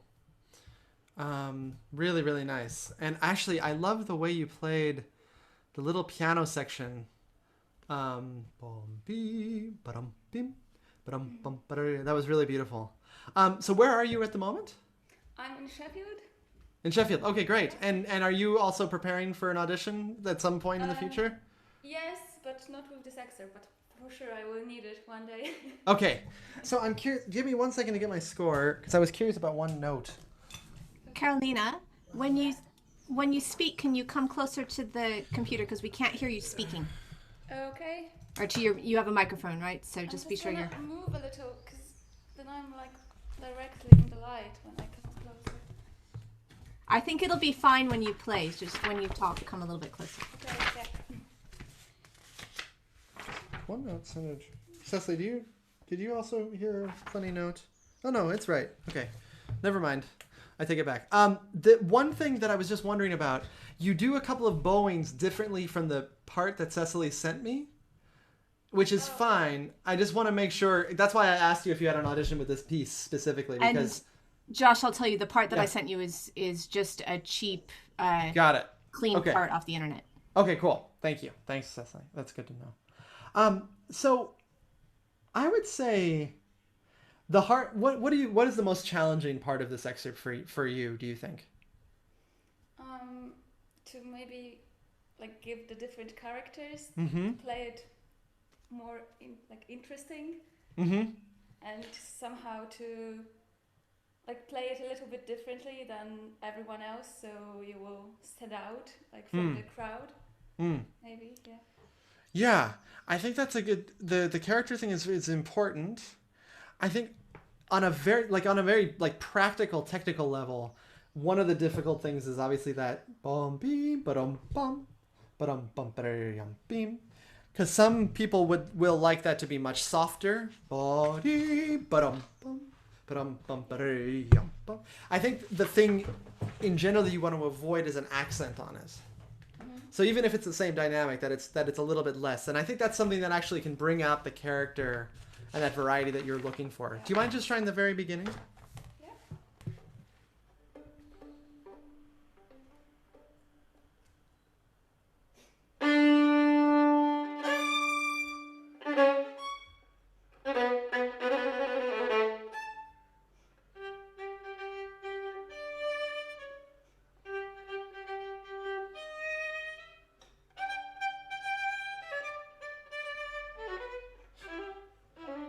Good. Make sure that the dum dum da da ba da dum doesn't push at all. Dum dum da da da da dum dum da da da da dum. And I think that the crotchets or quarter notes could be a little bit shorter. Bum bum ba bum bum dum. If we're thinking a little bit how with Ellie the same figure which Mozart writes in every piece, this bum bum ba dum bum, could have a little bit more kind of martial.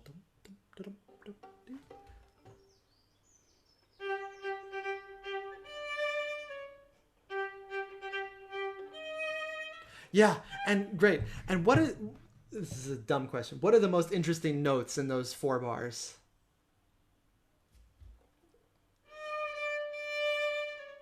And the other one? And another one? Yeah. So just make sure you give a little bit of care to the yum bum ba-dum bum be yum bum ba-dum bum ba-dum. Those appoggiatures are so important for the character.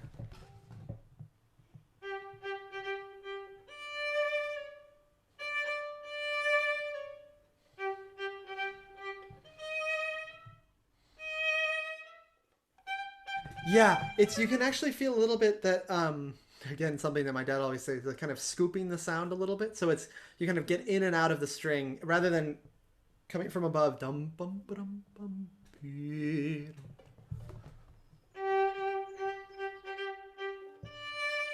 Nice.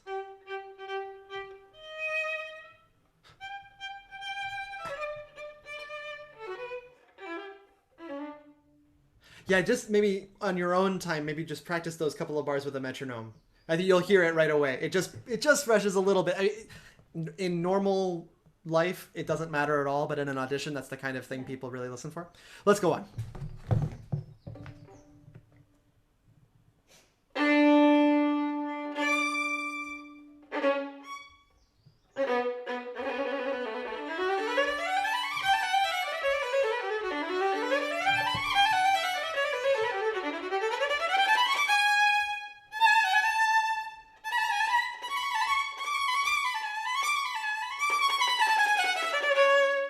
Good. Great. Do you have those 2 forte pianos? I do. Yeah, I think that's the kind of thing that really sets someone apart, is if you do those dynamics really clearly. And also, maybe we could do 2 things at once. That I was talking with Ellie about at the beginning, about releasing the long notes a little bit. So like the bum, so that it doesn't sound bum, in the sort of romantic sense, but bum, so maybe just letting the bow go a little bit more.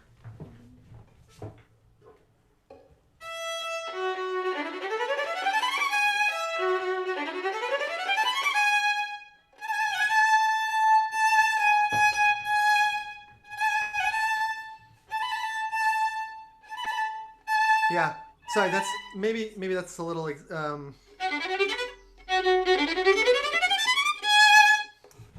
Caught by my headphones. Sorry. Okay. So it's like you have to find a way to somehow make the line, but not make it sound. But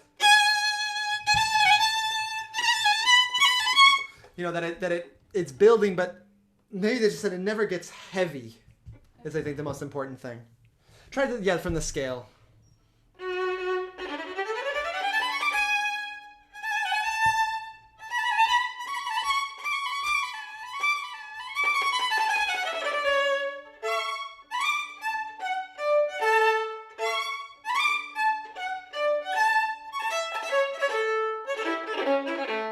Yeah, so I think the yum bum bum is fantastic, and then with the which I have here, oh yeah, it is separate pose in the score, but I think it could be a little bit lighter. It feels a little bit too maybe in the string. Yeah, this is not. Yeah. So it has this kind of cheerfulness to it. Yeah.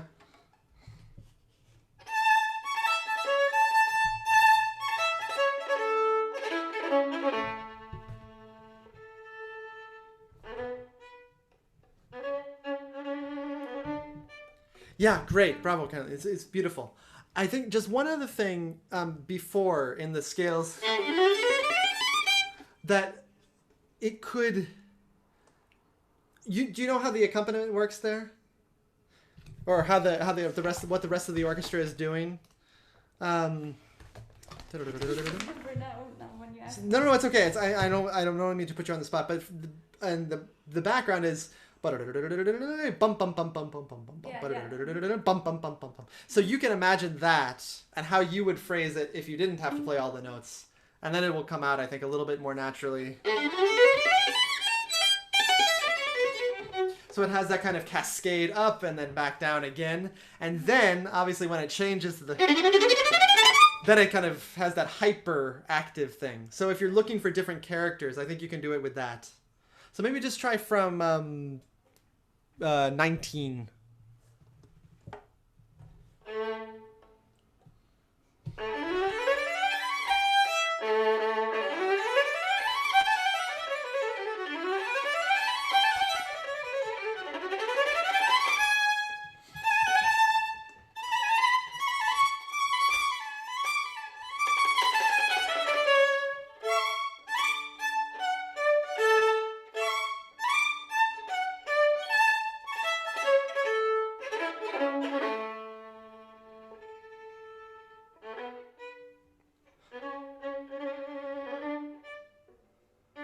Light.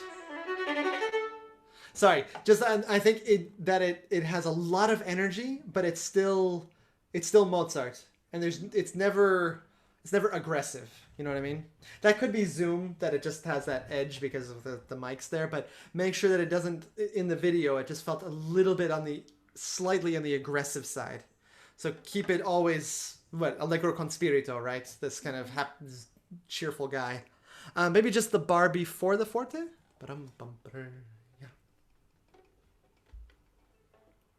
Yeah. Sorry, the...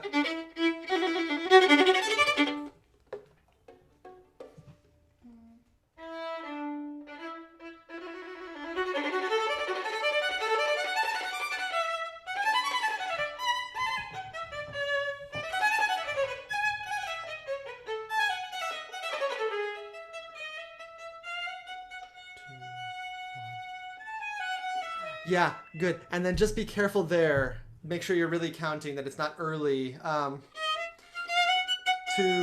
1, 2. Because in the video also, it was just a little bit early. And again, it's not a big deal, but in this kind of audition setting it is. Just maybe Cecily, what do you think in the bow stroke?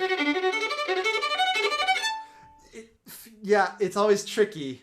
I was wondering if you could move out in a little bit to a higher. I was actually about to type maybe in the upper half.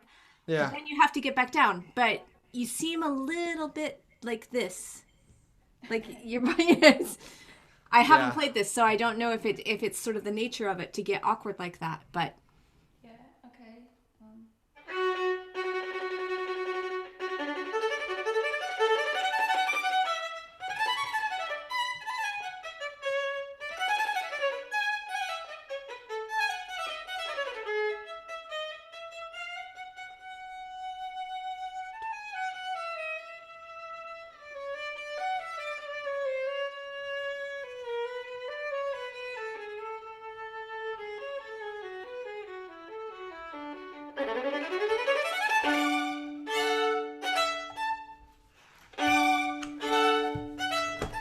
Yeah, so there, I think you could, what I've been talking about with some of the others, that you really open up a little bit more. This feels a little bit crunched. I can't play that, but that it really opens up at the top. Try just from the scale, yeah.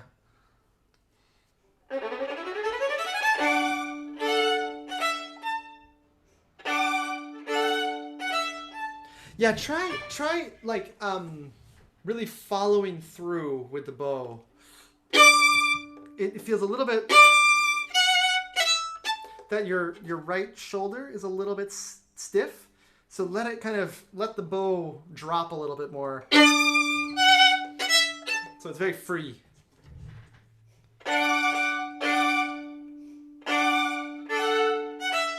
Yeah. Does that feel okay? Does that feel different? Yeah. Actually, I feel less tense. Good. Yeah. That's the goal. Try just the scale one more time because I know we're out of time.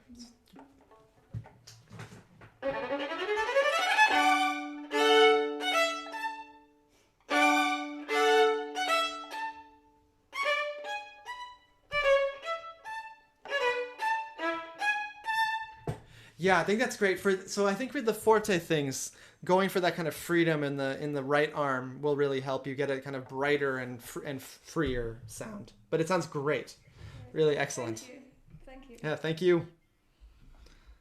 Bravo. Really great playing. And that working into the upper half, I used to play a lot of Haydn quartets, and there are a lot of things where you end up kind of feeling like this. And I used to say, if there any point where I could straighten my arm, even just for a beat, to get out of that sort of habit, you sound really, really wonderful. Well done.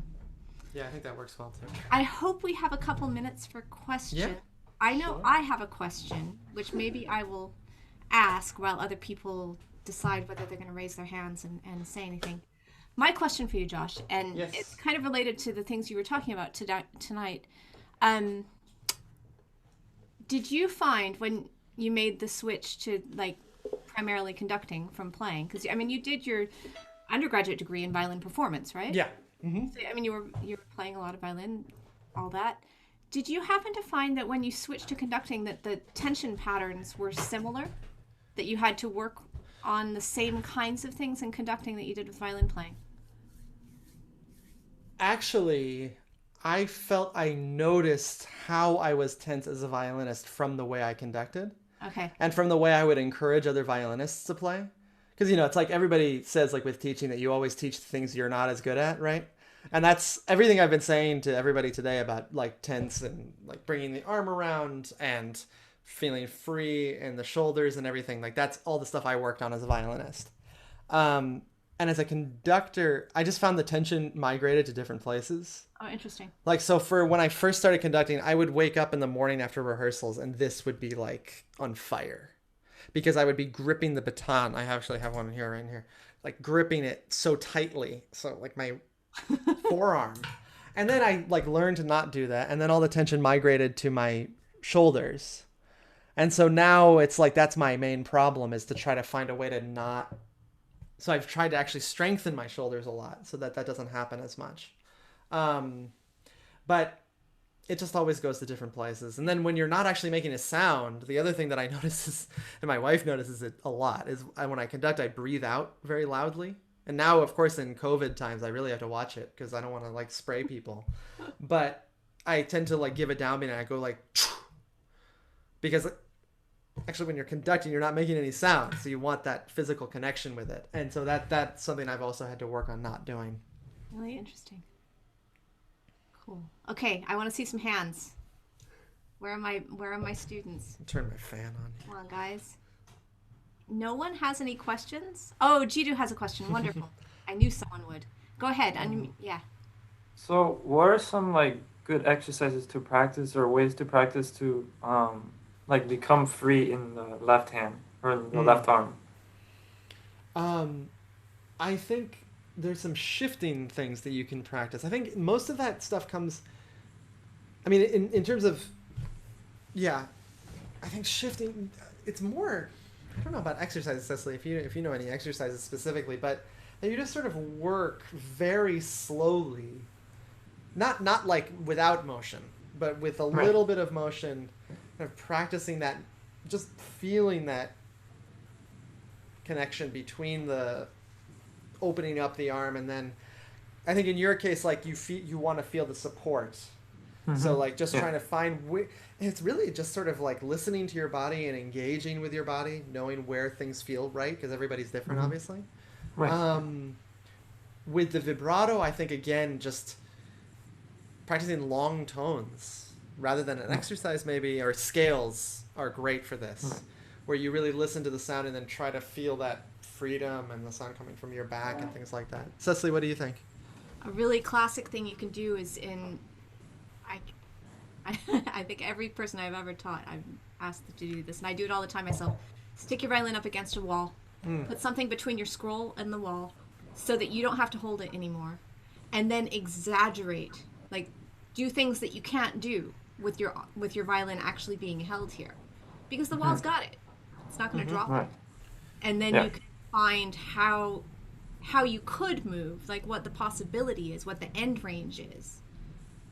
And then start to incorporate it more. But I think a lot of the time we're so locked down with here's the violin and I can't move my arm because it's stuck to it. Yeah. Some people, they look like their violin's trying to get away from them. Yours looks like it's trying to like become part of you.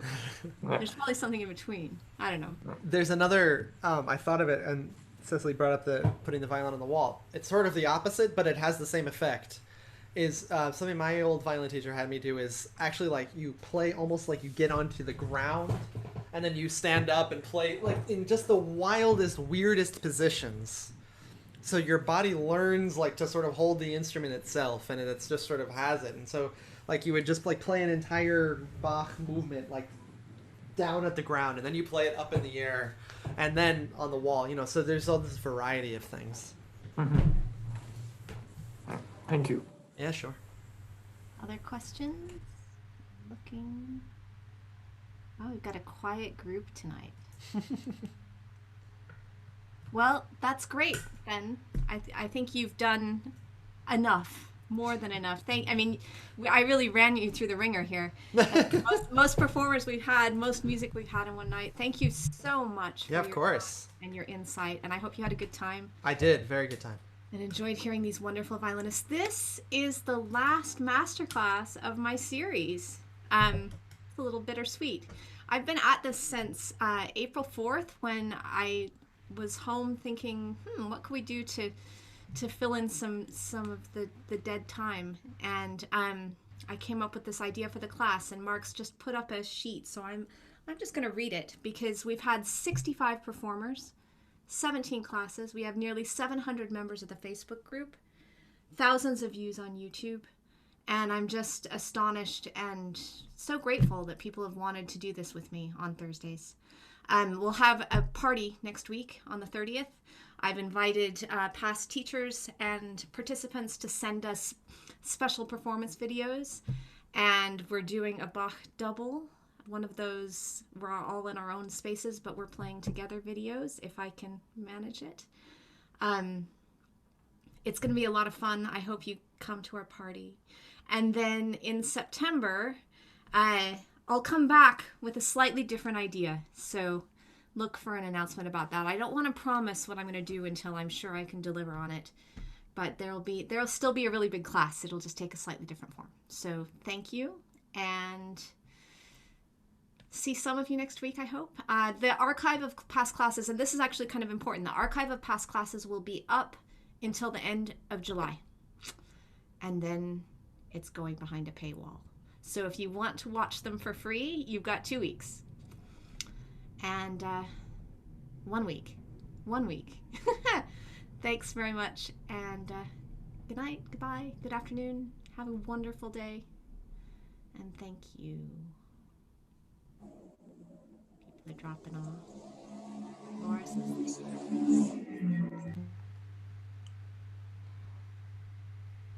And is that it? It will be shortly, yeah. Good night, Hannes.